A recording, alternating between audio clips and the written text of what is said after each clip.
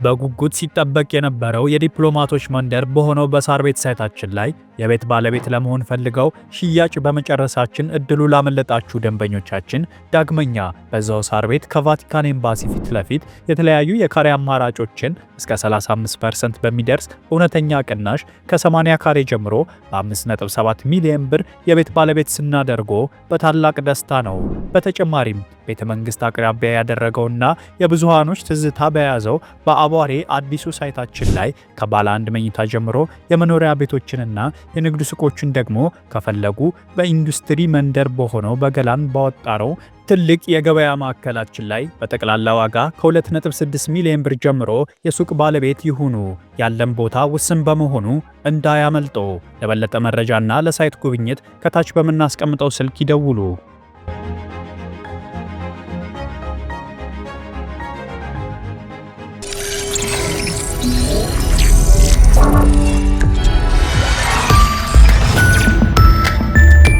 ይህ አዋዜ ሰበር ነው። ፕሬዚደንት ዶናልድ ትራምፕ ለአካባቢ ጥበቃ ወይም ደህንነት ቁልፍ ሕግጋት መሠረት ሆኖ የኖረን ማዕከላዊ የሕግ ፖሊሲ መሻራቸው ተሰማ።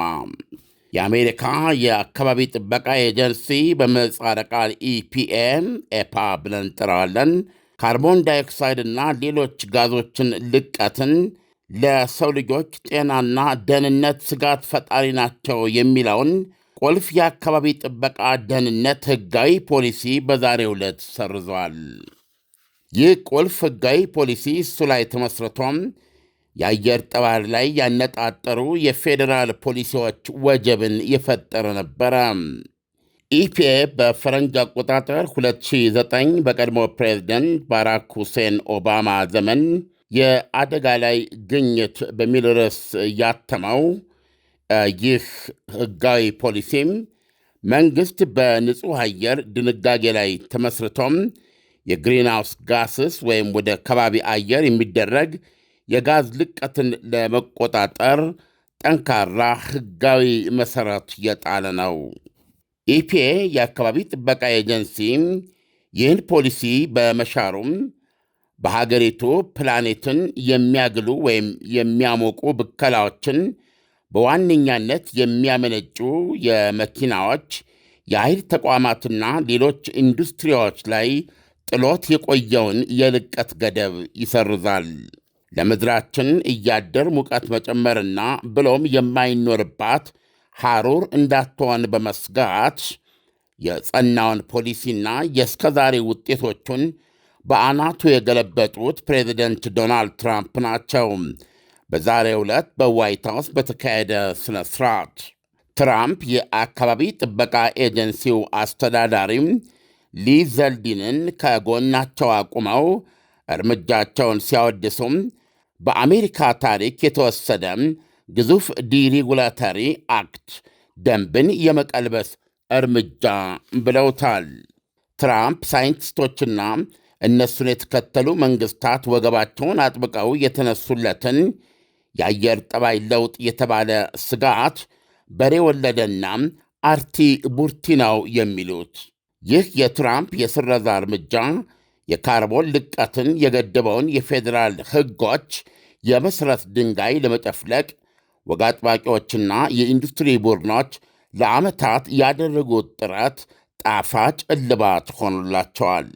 በጃንዋሪ 2021 በራሳቸው በዶናልድ ትራምፕ የመጀመሪያ የሥልጣን ዘመን ማብቂያ ላይ እንኳን የራሳቸው የአካባቢ ጥበቃ ኤጀንሲ የፖሊሲው ምክንያት የሆኑትን ሳይንሳዊ መሠረቱ ትክክለኛነት ጥያቄ ውስጥ ለሚያስገቡ ወገኖች አቤቱታ ጆሮ ዳባ ልበስ ነበር ያለው።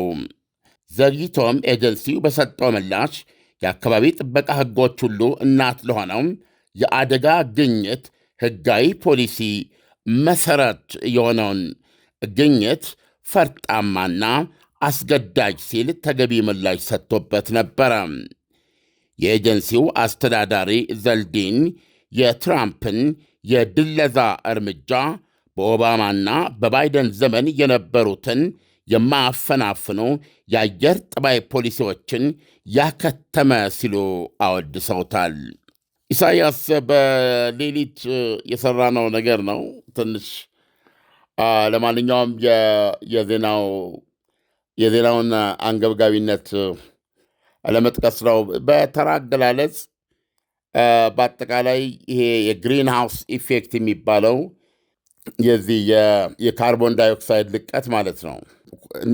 በአጠቃላይ ይሄ ከነዳጅ ጋር፣ ከተፈጥሮ ጋዝ ጋር፣ ከድንጋይ ከሰል ጋር በተያያዘ ያለው በሙሉ እስካሁን እንግዲህ ዓለም ይሄ ንጹህ የኃይል ምንጭ ወይም ደግሞ ታዳሽ የኃይል ምንጭ የሚላቸው የንፋስ፣ የፀሐይ የመሳሰሉ የኤሌክትሪክ የመሳሰሉ አዳዲስ ጭስ አልባ ግኝቶችን እንዲፈጠሩና በሂደትም በፍጥነት እነዚህን የምድራችንን ሙቀት በዚህ ደረጃ በማናር የማንቋቋማቸውን የሐሩር በመፍጠር በተጨማሪም ይሄ እንደ ጎርፍ እንደዚህ መሳሰሉ የአየር ንብረት ነውጦች በተለይ ራሷ አሜሪካ ነች በዚህ ረገድ አሁን በቅርቡ ያሳለፈችው ራሱ በረዶ ያዘለ ውሽንፍር አያሌዎችን የገደለና ብዙ ንብረት ያጠፋ ነው።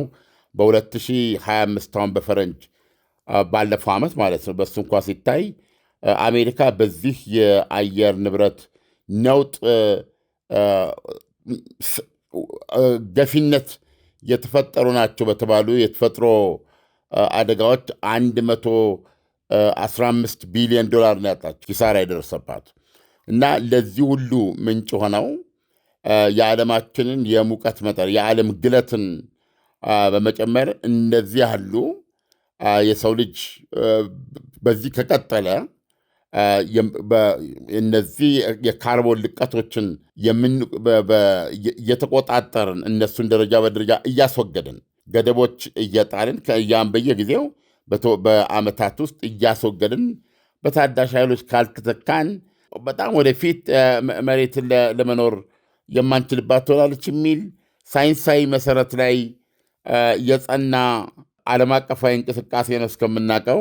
አሜሪካም እንግዲህ ይህንን እንድታደርግ ጠቅላላ ለወጡ እስካሁን ድረስ በዚህ ዘርፍ ለወጡና የሀገሪቱን የካርቦን ልቀት በእጅጉ የገደቡ በዛው መጠን ደግሞ የኤሌክትሪክ፣ የፀሐይ፣ የንፋስ ታዳሽ ኃይሎችን ቴክኖሎጂን በመፍጠር ምርታ ሲያሳይ የቆየ ሕግ ነው። ኢሳያስ የ2000 በኦባማ ዘመን የአካባቢ ጥበቃ ኢንዳንጀርመንት ፋይንዲንግ በማለት ያወጣው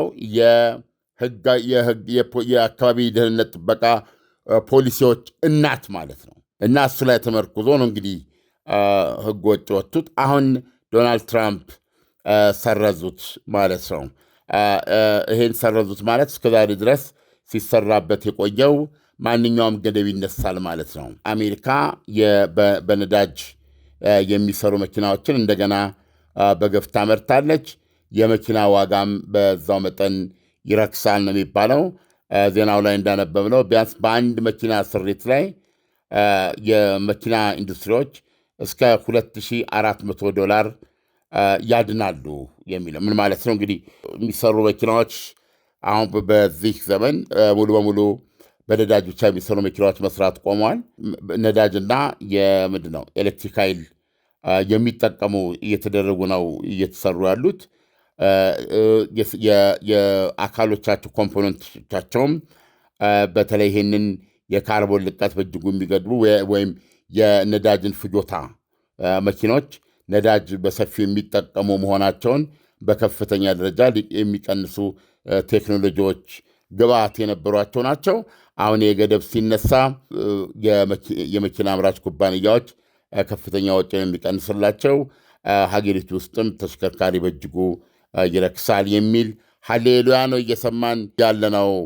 አብሮ ደግሞ የሚነሳው አደጋ ደግሞ ሌሎች ምላሳቸውን የሚያወጡ በዚህ እርምጃ ላይ ከዚህ በኋላ በዚህ መንገድ የሚሰሩትን የአሜሪካን መኪናዎች የትኛው ዓለም ነው የትኛው ያበደ ዓለም ነው የሚገዛቸው እና ያመጣል የተባለው የኢኮኖሚ ትሩፋት በዚህ ምክንያት ትልቅ አደጋ እንዳለበት ይገልጻል ነው። ምክንያቱም በዚህ የአካባቢ ደህንነት ጥበቃ አዌር በሆነ ዓለም ውስጥና ብዙ እርምጃ በሄደ ዓለም ውስጥ አሜሪካ ውስጥ የተደረገው ቅልበሳን ተከትለው አሜሪካ ስሪት የሆኑ ከዚህ ፖሊሲ መወገድ በኋላ ተጠቃሚ በመሆን ሙሉ በሙሉ እንደ ጥንቱ እንደ ጠዋቱ ጭሳቸውን እያደረጉ ነዳጃቸውን የአሜሪካ መኪኖች ታውቃለህ፣ ጭስ ማውጣቸው እንኳ ራሱ ልዩ ነውና እንደዚህ አይነት ነዳጅ በሰፊው የሚጠቀሙ እና ጭሳም መኪናዎችን ማን ሊገዛ ይችላል ከአሜሪካ ውጭ የሚል ጥያቄ አስነስቷል። ኢሳያስ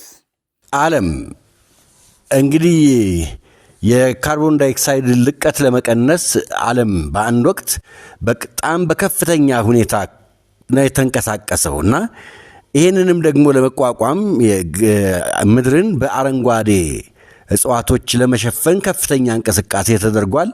በዚህ እንኳን አፍሪካ ምንም እንኳን ለካርቦን ዳይኦክሳይድ ልቀት እንደ ሌሎቹ ከፍተኛ አስተዋጽኦ ባይኖራትም ልክ ነው አስተዋጽኦ ባይኖራትም ምድርን ግን አረንጓዴ በማልበስ ረገድ ከፍተኛ አስተዋጽኦ ነበራትና አሁን እንግዲህ ይሄ ሁሉ ነው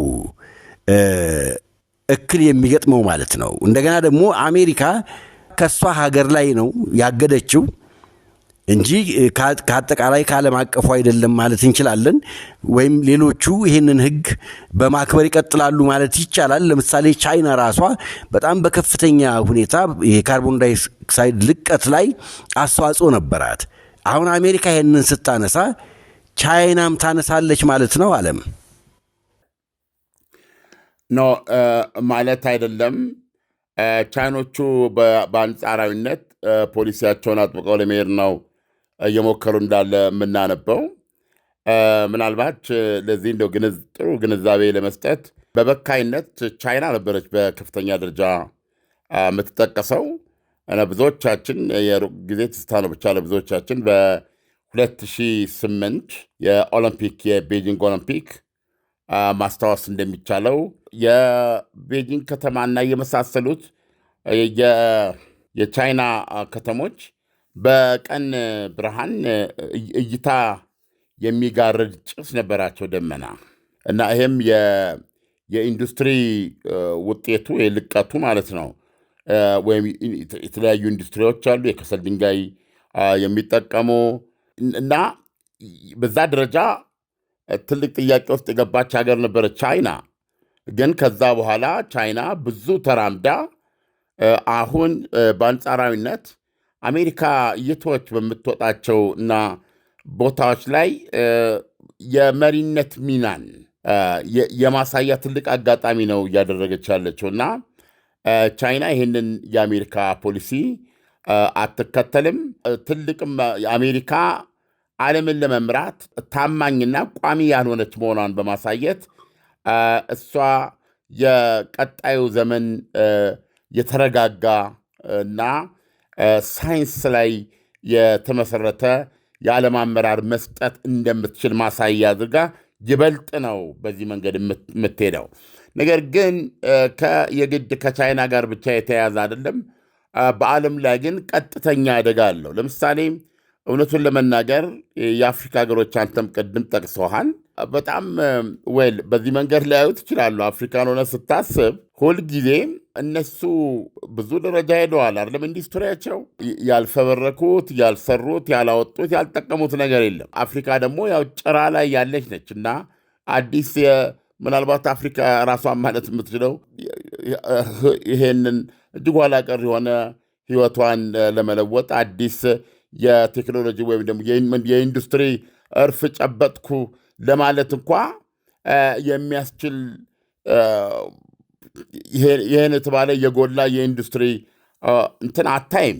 ስለዚህ በዚህ መሃል ገና ኢንዱስትሪውን ሳትጨብጠው እነሱ ግን ክፍለ ዘመኖች አልፈዋል። እነሱ ከጨረሱ በኋላ እነሱን ተከትላ በሚገባ ያልጨበጠችውንና ለህዝቧና ለሀገሪቱ ጥቅም በሚገባ ያልቦጠቦጠችውን ዘርፍ በአጭሩ ቀጭታ ወደ ክሊን ኤነርጂ ወደሚባለው እንድትረማመድ ነው አደጋ የወደቀባት። ስለዚህ ይሄን ለማካካስ ያለ ኃጢአቷ ስለሆነ ለዚህ ለአየር ብከላ ወይም ደግሞ ለካርቦን ልቀት ያላት አስተዋጽኦ ከሌሎቹ በኢንዱስትሪ የገፉ ሀገሮች ጋር ከቶም ሊነጻጸር በማይችልበት ሁኔታ እሷም የዚህ እርምጃ ተካፋይ ስትሆን በኢንዱስትሪ ምክንያት ልታገኝ የምትችለው እነዚህን ገና ጅምር ኢንዱስትሪዎች በመዝጋት የሚደርስባትን ኪሳራ ግምት በማስገባት ለአፍሪካ ሊሰጥ ይገባል የሚባል ካሳ አለ እና በዚህ ረገድ ትልቁን ሚና በካሳውንም በመስጠት ረገድ በአጠቃላይ በዓለም ላይ ግንባር ቀደም ሚና ትጫወት የነበረችው አሜሪካ ነች። ከዚህ አንጻር አሜሪካ ይህንን በዜሮ ማባዛቷ ከፍተኛ ጉዳት ነው ለአፍሪካ ማለት ነው። በሌላ አነጋገር ትንሽ ብዙ ነገር እንደጠበቅነው እያነበብን አይደለም። ብዙዎቹ መካከለኛው ምስራቅ ሀገሮች ሃሌሉያ ብለው የዶናልድ ትራምፕን ፖሊሲዎች እንዴት እንዳልያዙ የሚገርም ነው።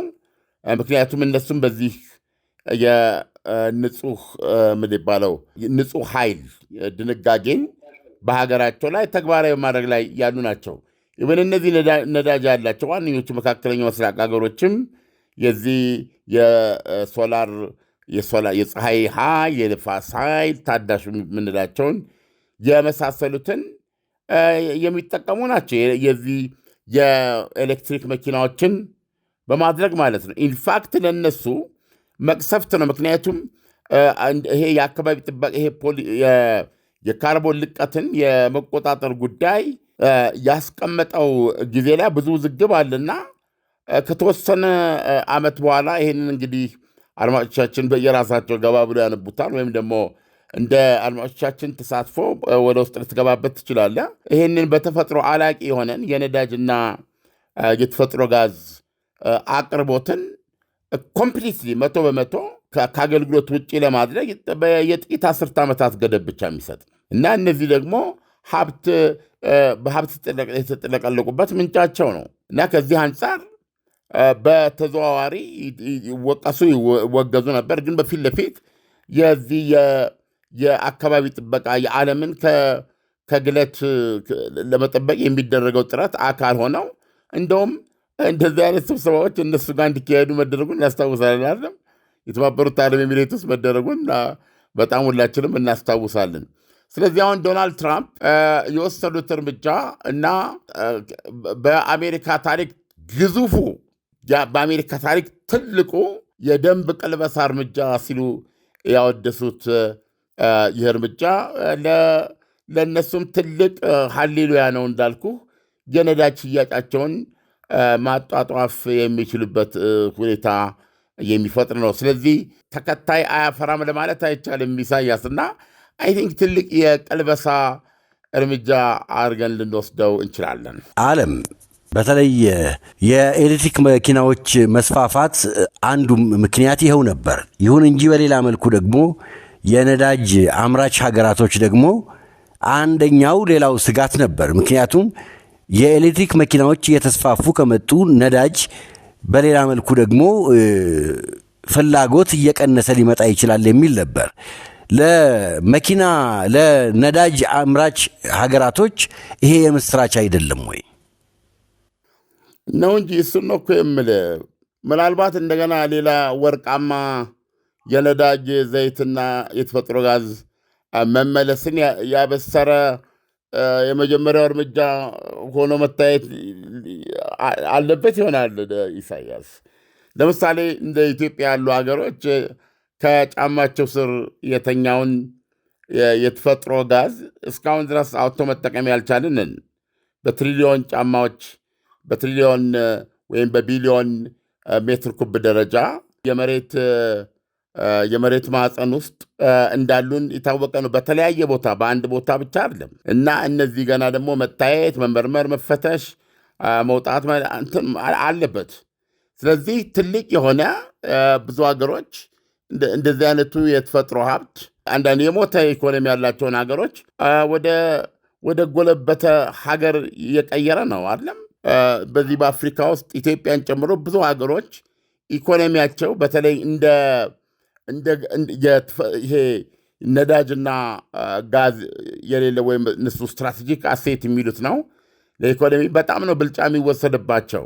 በጣም እድገትን የሚያፋጥን ነው ይሄ እና በዚህ ውስጥ እንደውም በቅርብ ምሳሌውን መጠቀስ የምትችለው እስራኤል ናት እና እስራኤል እስከ አረቦች ጸደይ ድረስ በ2011 ከግብፅ ነበረ የምታገኘው። ኢንፋክት ይሄ እንግዲህ ለምሳሌ የተፈጥሮ ጋዝ ማለት ነው እና ይሄንን ክምችት አሁን ከሁለት ቦታ ላይ ከባህር ላይ በማውጣት በአሁኑ ሰዓት በብዙ ቢሊዮን ዶላር የሚቆጠር ጋዝ ለግብፅ የምትሸጥ ናት። እንደዚሁም ለዓለም በተለያየ መንገድ ለማቅረብ ከፍተኛ ሂደት ላይ የምትገኝ ነች እና ይሄ ኢኮኖሚዋን በብዙ ደረጃ የሚያንቀሳቀስ ነው። ግን ይሄ ቅድም ያልኩ የካርቦን ልቀትን የመገደብና በምትኩ ደግሞ የንጹህ የኃይል ምንጭ የመፍጠር ሂደት በጣም ብዙ እርምጃ መጥቷል በዓለም። ስለዚህ ያ እርምጃ አንዳንድ ሀገሮች በመሬት ማህፀን ውስጥ ያለውን ያወቁትን እንኳ ነዳጅና ምንድነው ይሄ ጋዝ ሳያወጡ አንድ ሁለት አስርት ዓመታት ካለፉ በዛው እንደሚቀር ገዢ እንደማይኖረው ገብቶሃል። ትልቅ እርምጃ ሄደ ነው። ይህንንም ለማካካሻ እኮ ነው ለአፍሪካ ምን ያህል ገንዘብ በምን መንገድ ይሰጥ የሚሉ ውይይቶች የተካሄዱት። አሁንም ድረስ በትክክል የተቆረጠ ነገር አይደለም። ስለዚህ አሁን ያንን የሚቀለብስ ነው። በፕሮባቢሊ ሌሎች የአፍሪካ ሀገሮች እሳይ ብለው የሚቀበሉ ሊኖሩ ይችላሉ፣ ወይም እንደሚኖሩ መጠበቅ አለብህ። ገብተዋል። ስለዚህ የኢንዱስትሪ መሰረታቸውን እና አሜሪካ በሄዱበት የድንጋይ ከሰላቸውን ወደዛ የመመለስ ነገር ያላቸውን የተፈጥሮ መሬታቸውን አውጥተው የመሸጥ እንደዚህ አይነት ሂደቶች ሊጧጣፉ ይችላሉ። ይሄ ሊከተለው የሚችለው ዓለም ሊኖር ይችላል። ቀሪው ዓለም ደግሞ የአሜሪካንን ምሳሌነት ይዞ ላይከተለው ይችላል። ስለዚህ ትልቅ ዓለም አቀፋዊ አንድምታ ያለው ነገር ነው ለማለት ነው። እንደው አንዳንድ ነገር ለመጥቀስ ያህል ዶናልድ ትራምፕ ምንድን ያሉት we are officially terminating the so-called endangerment finding. ኢንዳንጀርመንት ፋይንዲንግ ሳይንቲስቶች ያቀረቡት በ2009 በኦባማ ዘመን በአጠቃላይ እነዚህ ቅድም እስካሁን ስናወራባቸው የቆዩትን ነገሮች የዓለም የሙቀት ጭማሬ ከ1 ዲግሪ ሴንቲግሬድ በላይ እንዳይሆን ሳይንሳዊ ነው በጣም። አድማጮቻችን ከፈለጉ በአሁኑ ጊዜ ያው የሰውን ፍላጎት እየተከተል ነው ማቅረብ የምንችለው። በዚህ ደረጃ ሰፊ ሳይንሳዊ መሰረት ያለው የሳይንቲስቶች ውጤት ነው። ይሄንን በመቀበል ነው ቅድም ያልኩ እነዚህ በአሜሪካ ውስጥ ከፍተኛ የአካባቢ ጥበቃ በርካታ ሕጎች እንዲወጡና በዛው መሰረት እነዚህ ፖሊሲዎች ብክለትን መጠን እንዲቀንስ፣ የብክለት ደረጃ እንዲወርድ፣ በአንጻሩ ደግሞ እነሱን የሚተኩ ታዳሽ የኤነርጂ ኃይሎች እንዲፈጠሩና እንዲስፋፉ እያደረገ እየመጣ ነው። እሱን ነው ዶናልድ ትራምፕ we are officially terminating the so-called endangerment finding አሉ። እያጠፋን ይሄንን እያከተምነው ነው አሉና ምን ብለው ጠሩት? ያንን ፖሊሲ አደጋ አስከታይ አደገኛ ብለው ነው የጠሩት። ከዛ ምን አሉ? ይሄ የዚህ ህግ መሰረዝ ከህዝብ ጤና ጋር የሚያገናኘው ነገር የለም አሉ። ከህዝብ ጤና የሚያገናኘው የለም አሉ። ይሄ እስከዛሬ ጸንቶ የቆየ ግዙፍ አርቲ ቡርቲና ማጭበርበር ነበር አሉ። ሀገራችን በኦባማና በባይደን ተቦትርፋለች። ስዕል ያመጣል የሳቸው አገላለጽ። ለምሳሌ ከአራዊት ሁሉ የምጠላው ጅብ ነው። መቼም ጅብ እንስሶችን እንደው በናሽናል ጂኦግራፊ ያየ እንዴት አድርጎ በቁም እያሉ በሕይወታቸው እያሉ እንዴት አድርጎ እንደሚቦተርፋቸው እናያለንና አሜሪካን ከእንዲህ መሰል መቦትረፍ ነው ያዳን ነው በማለት ታላቅ የምስራች ብለው ነው ያወጁትና ዓለም አየር ብክለትን በተመለከተ ዓለም በተለያየ ወቅት ሳይንሳዊ መረጃዎችን በማንሳት የሚያመጣውን አደጋ በተጨባጭ ለማሳየት ተሞክሯል። ለምሳሌ ጎርፍ መጥለቅለቅ ከፍተኛ የሆነ የንፋስ ኢሊኖን በተመለከተ ማለት ነው አውሎ ንፋስ ማዕበል በከፍተኛ ደረጃ መበርከትና ግዙፍ የሆነ የፀሐይ ምች ብለን የምንጠራው የሰንስትሮክ ሐሩር ከ40 ዲግሪ ሴንቲግሬድ በላይ የሆነ ሙቀት የበረዶ መቅለጥ እነዚህ ነገሮች በሙሉ ሳይንሳዊ ናቸው ተብለው ነው ሲዘረዘሩ የነበረውና አሁን ዶናልድ ትራምፕ ይሄንን ነገር አሁን አንተ ባስቀመጥከው መንገድ ሲቃወሙ ምን ሳይንሳዊ መሰረት አላቸው? ፍላጎታቸው ነው ወይስ አሜሪካ በዚህ ጉዳይ ላይ ራሱን የቻለ ጥናትና ምርምር አድርጋ ዲስኳሊፋይ አድርጋው ነው ይሄንን ጉዳይ? ዶናልድ ትራምፕ ማለት ይህንን የሚቃወሙ ወግ አጥባቂ ሲል የገለጻቸውና ባለ ኢንዱስትሪዎች ለዓመታት ከፍተኛ ወጪ በማውጣት የነሱን እውነታ ይሄ የተባለው በአጠቃላይ ይሄ ሀገር የሚጎዳ ሳይንሳዊ መሰረት የሌለው እርምጃ ነው በሚል ይህንን የነሱን የሚደግፍ ሳይንሳዊ ትንታኔ ደግሞ ያቀረቡ ቡድኖችን አዋቅረው ነው። በሌላ በኩል ይህንን ሳይንስ የሚቃወሙ ሳይንቲስቶች ትንታኔ አለው። በስፋት ካላየነው ሰፊ ነው ዜናው። ስለዚህ እሳቸውም ዶናልድ ትራምፕም እንደነገርኩ ይህንን ባለ ኢንዱስትሪዎች ለዓመታት ሲቃወሙት የቆዩት ነው።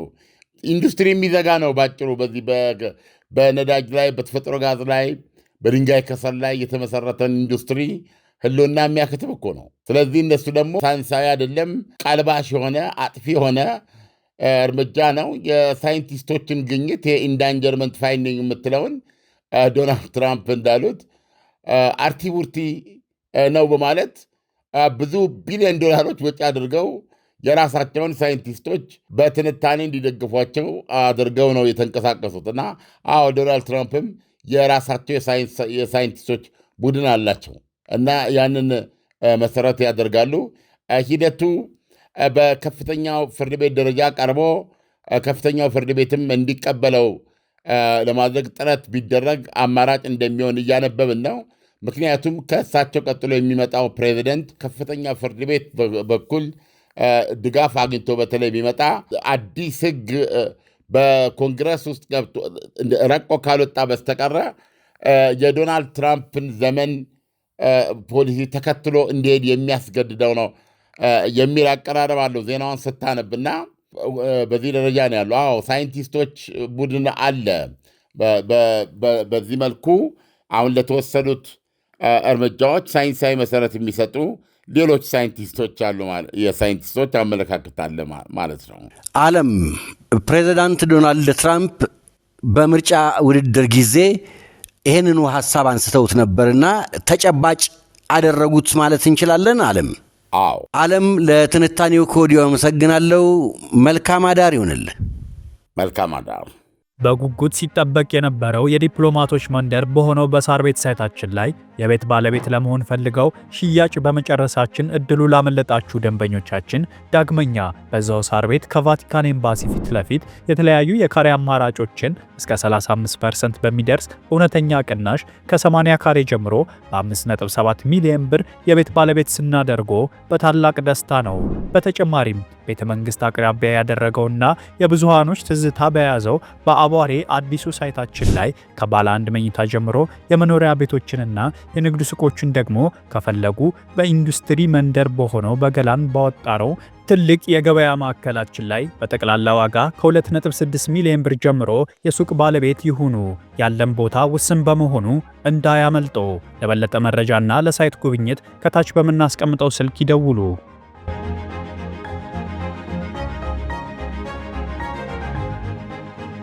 ምርትና አገልግሎቷን በአዋዜ ላይ ያስተዋውቁ። ለጥራች እንታመናለን። በስልክ ቁጥሮቻችን ይደውሉልን። አዋዜ ዓለምነህ ዋሴ ዜና